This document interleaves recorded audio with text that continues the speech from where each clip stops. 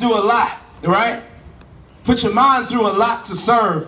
So let's hear from, we're going to have Michael, it was Kitchens? Okay, I'm telling you, I went to school now. We have Michael Kitchens from our great Air Force is going to come up right now and have a few words.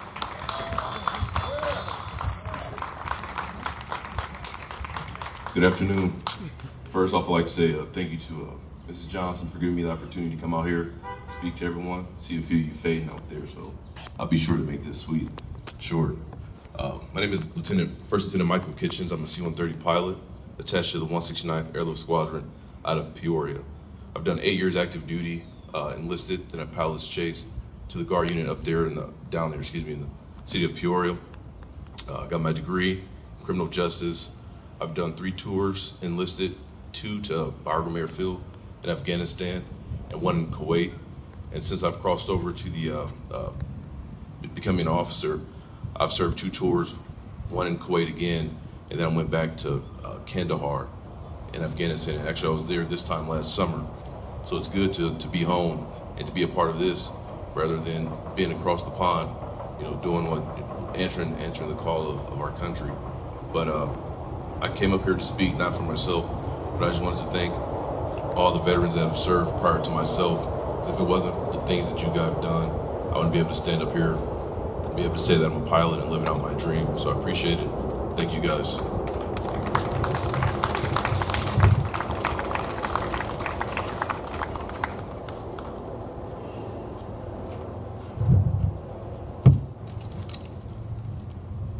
Another thing that I want to note, First Lieutenant Michael Kitchens is the only black pilot, military pilot out of Chicago right now. So give it up for him. It's definitely groundbreaking and historical.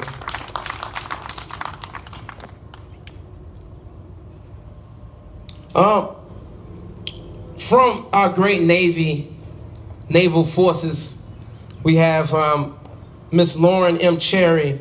She's fought in Inherent Resolve, and she's a military JAG officer. Of course, we would definitely want to hear what she has to say. So give it up one more time for Miss Cherry.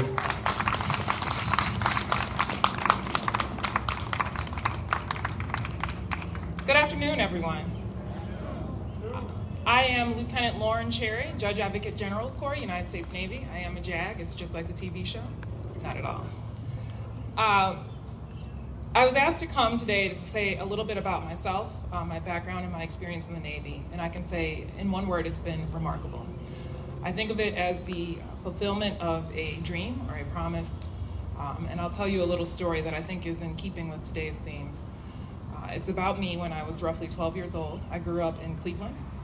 My grandparents, my mom was one of 11 children. She was number 4 of 11 children, so it was a big family. And I remember one day being in the backyard with my grandfather talking to him, a man who was born in rural Georgia, who married my grandmother and wanted a better life for himself. He wanted the American dream.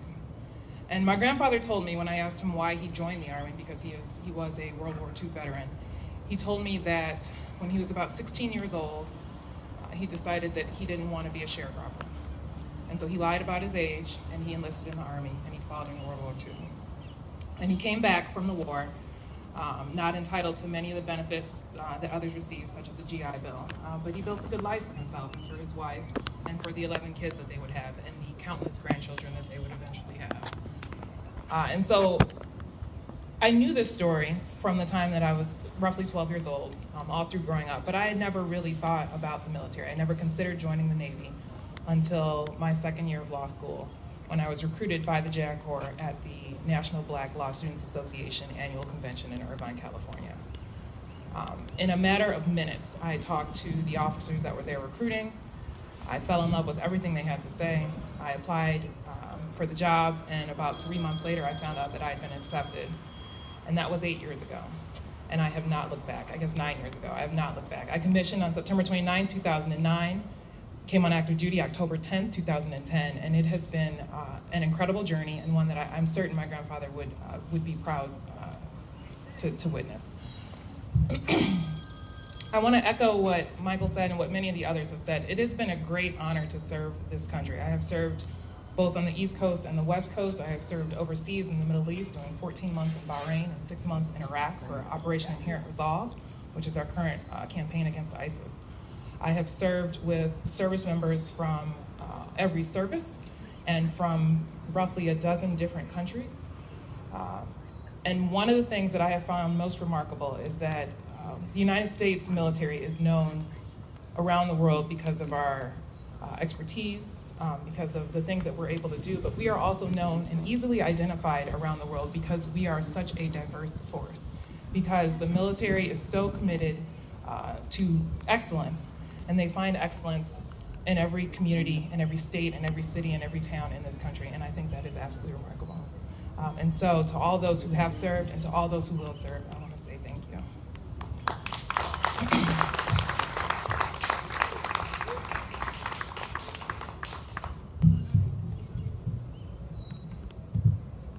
Beautiful. Next, we're going to have a brother served in Operation Iraqi Freedom, right here from Chicago, Sergeant Penny. Give it up for Sergeant Penny.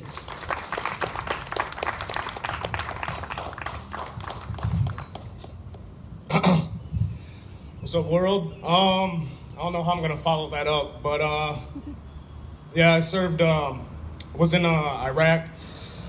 I was in Fallujah, Ramadi, Al-Assad, Taqadum, Haditha Dam, and I did a mission at Lake Tartar. I started out as doing communications, so basically I was like a radio operator, Mark 142 operator. Then I went up to doing satellites. Then found out that my division was getting ready to go to Iraq. So they started us with the combat training and everything.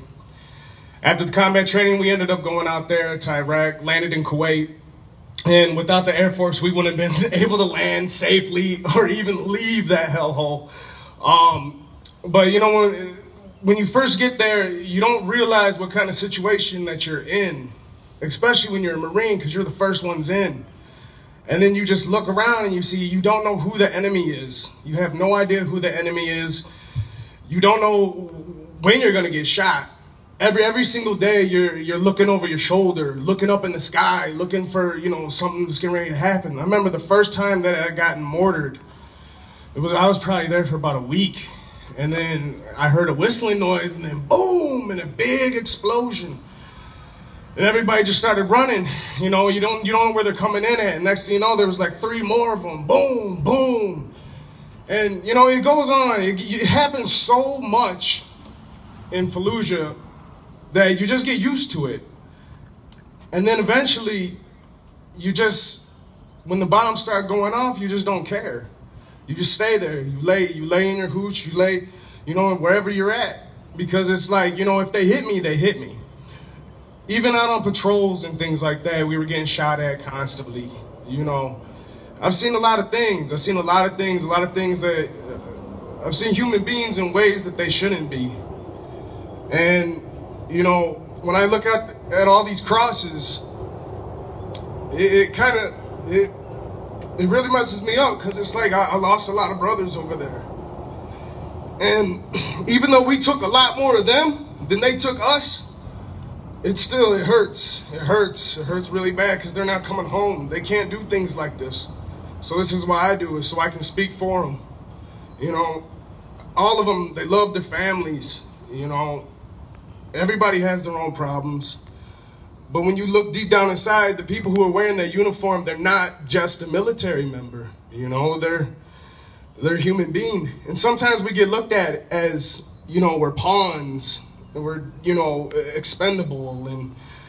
But you got to really look deep down inside and see who those people are in that uniform. What kind of trials and tribulations did they have to go through to get where they're at? What is their background like? And then for them to fight for the country, you know, especially our black brothers and sisters, we fight for the country.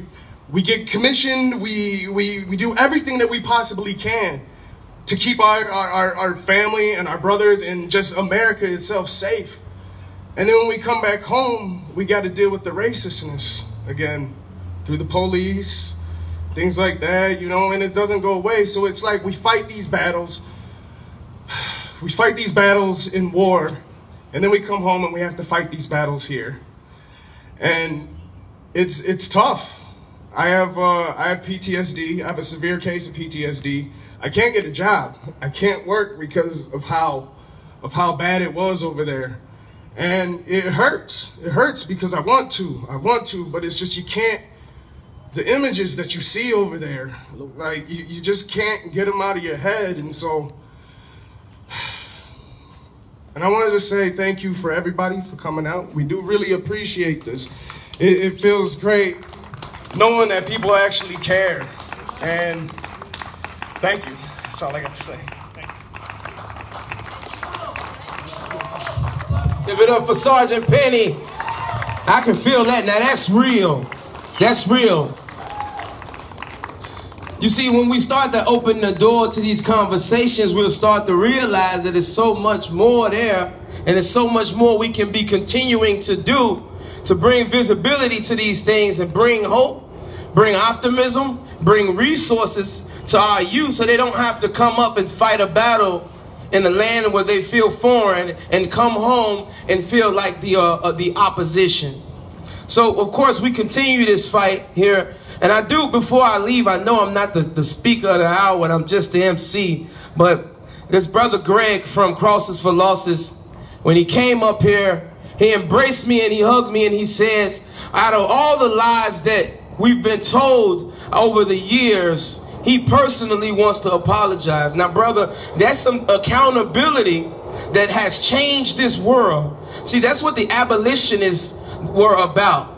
See, a lot of times you got black people that feel like, you know, every white man that exists is their enemy. But it's not every white man that exists. You should have a problem with your oppressor. And those that have been the role of an abolitionist or have played a part in caring for us as black people, we thank you as well. So, without further ado, the next man I'm going to bring up, what an incredible man he is. I can't say that enough.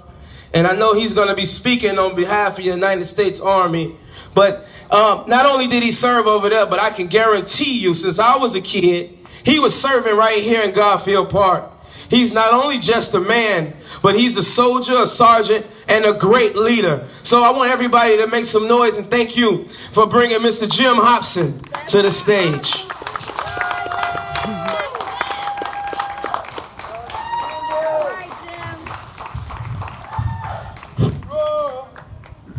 Good afternoon.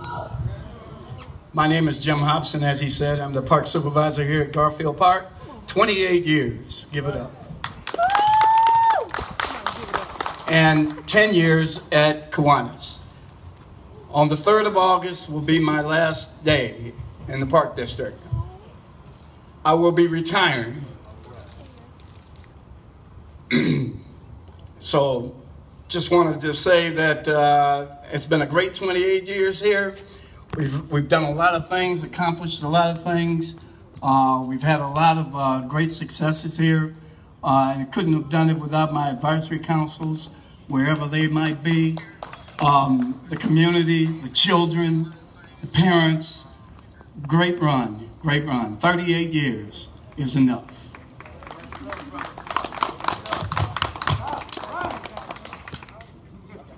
I also would like to thank the political leaders that have worked with me, and I've worked with them over the years. Alderman Ed Smith and Alderman Jason Irving.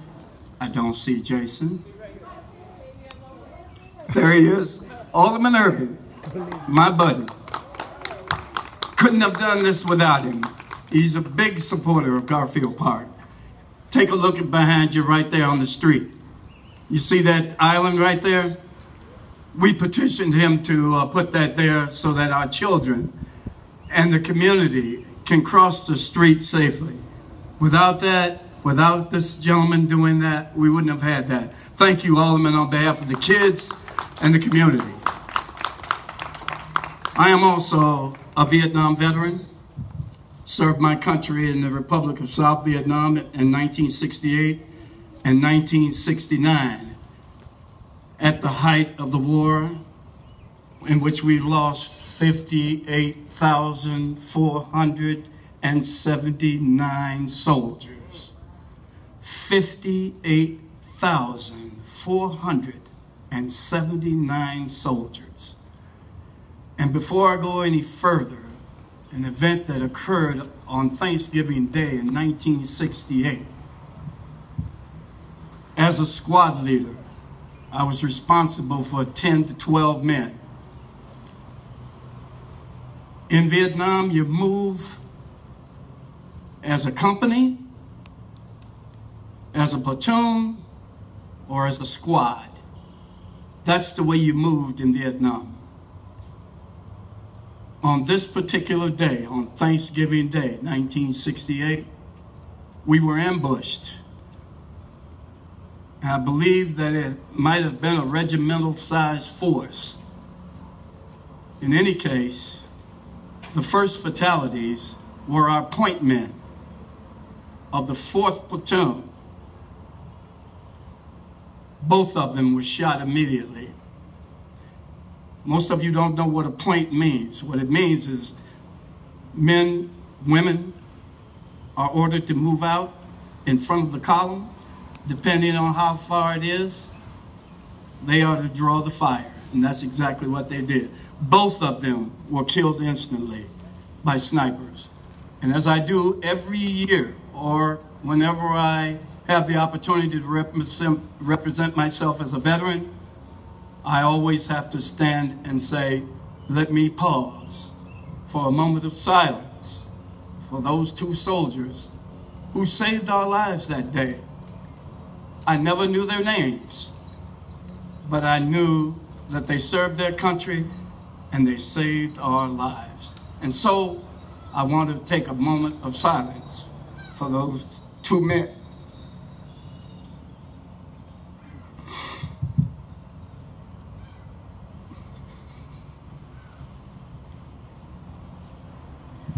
Thank you for recognizing them.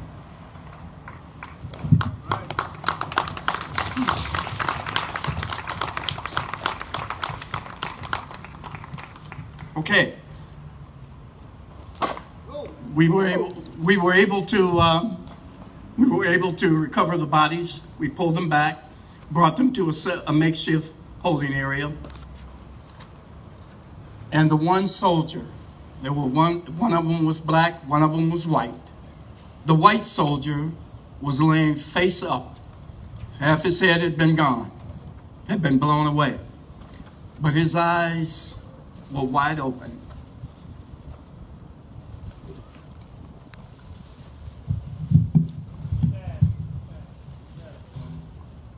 And he had blue eyes. And it was as if he was looking up at me and saying, Sarge, I did my best. I did my best. And I looked at him. I prayed and I kissed his bloodied head. And I told him that we're going to get them. We're going to get them. I returned to my unit and took up the fight. We surrounded them, we engaged them, and we killed them. We killed them all. All of them.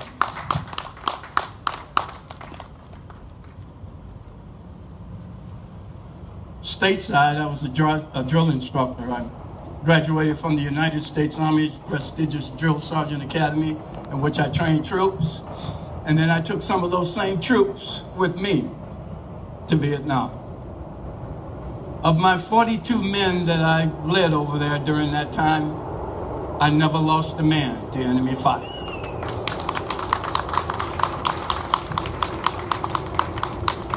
They give us a map, they give us the coordinates, they tell us to take these men out, seek out the enemy, engage them, and kill them all, or be killed. That was Vietnam.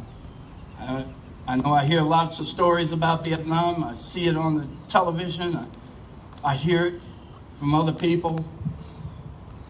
But in my experience, that map, the coordinates, and the men that we led are the people who actually fought that war. It was very difficult, ladies and gentlemen. 58,000, I say again, 58,479 men, fellow Americans who lost their lives, will never see daylight. But those two men, whose legacy still lives today because I stand here as a result of their sacrifice, they will never be forgotten. Never. And so,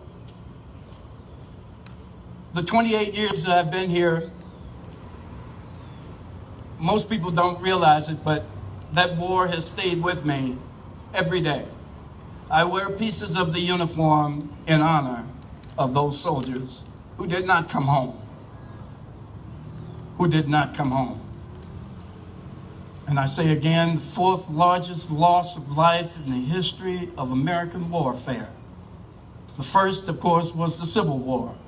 705 soldiers killed, both sides. In the Great War, it was 450,000 men lost their lives. World War I, 140,000. And then we have Vietnam. 58,479 souls did not come home. So think about that, ladies and gentlemen, as you go about your lives and move on.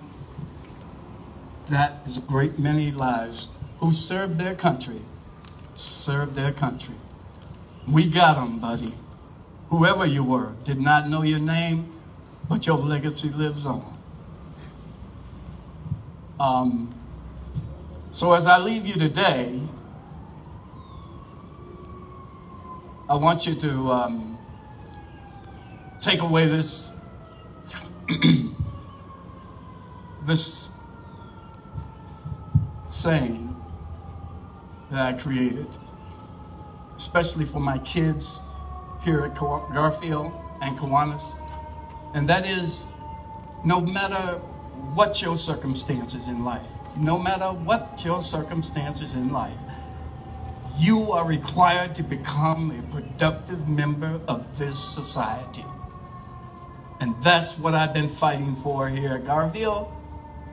That's why all the programs that we have been top-notch and historic in nature in terms of the programs that we offer and the successes of those programs. So my kids, I've told them this before, I've told them all, many times, I'm telling you, take this with you.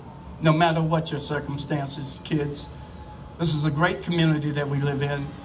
The west side of Chicago, the best side. The best side, okay? You cannot call my community here the killing fields. It's unacceptable. It's unacceptable. We have the greatest children, the greatest parents, the greatest community people, leaders in the whole city, right here on the west side of Chicago. So ladies and gentlemen, thank you, Ricky, Carol, all of you for putting this event on for the veterans. And I saw and talked to a World War, not a World War II veteran, but a, what's the name? What war were you in, sir? What was the name of the war? Anyway, the war just before us, which was Korea, we lost 54,000 men in that war. It's called the Forgotten War because no one ever talks about it. But 54,000 men lost their lives. That's a lot of lives.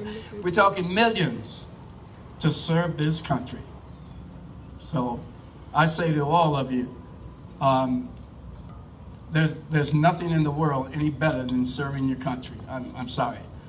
I can't think of a better thing to do. And I did. And I served it well. I did my job. And although I didn't die, a little of me did die over there. So thank you, and God bless you, and God bless America. God bless America.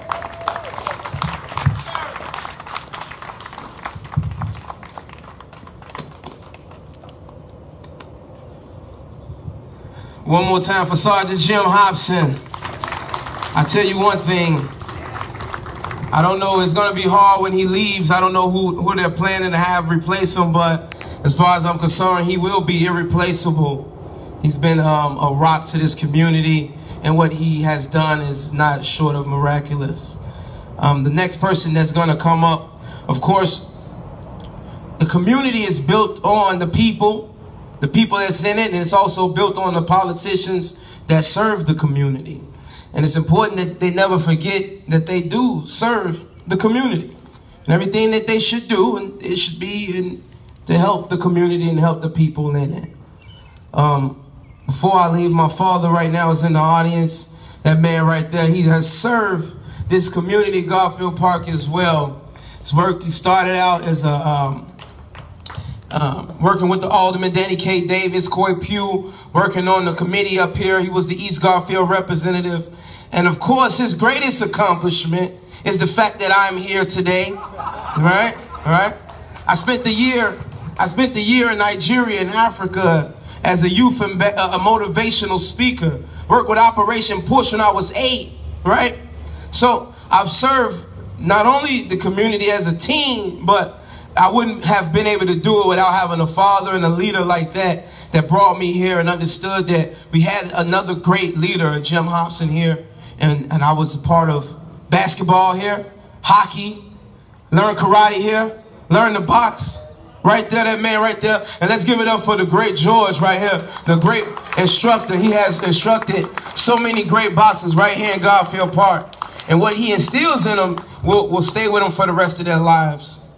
So without further ado, one of those community people that are serving the community and continuing to keep alive the hopes and dreams and help bring to life some of the community resources that we so desperately need on the West Side. I'll give it up for Alderman Jason Irvin.